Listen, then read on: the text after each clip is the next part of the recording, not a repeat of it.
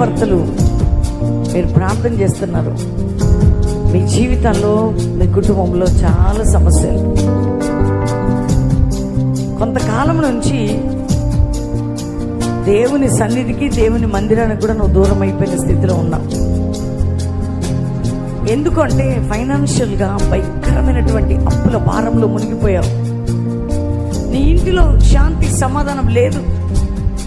కొన్నిసార్లు నీ భార్యని కొడుతున్నావు కోపంతో, బాధని భరించలేక.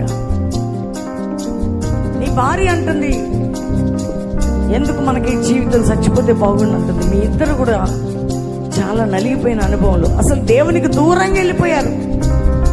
ప్రార్థన జీవితాన్ని కోల్పోయారు. రెండవదిగా, బలవంతంగా ఈ మాటలు వింటున్నారు. మీ హృదయాల్లో చెప్పలేనంత బాధ, వేదన, కన్నీరు, చనిపోవాలి అనే ఆలోచన. కొన్నిసార్లు విసిగిపోయి నీ భార్య మీద చెయ్యి చేసుకొని కొడుతున్నావు. మధ్యవర్తిగా ఉండి ఎవరికో డబ్బు ఇప్పించావు. ఆ అప్పు సమస్య కూడా నీ మీద పడిపోయింది.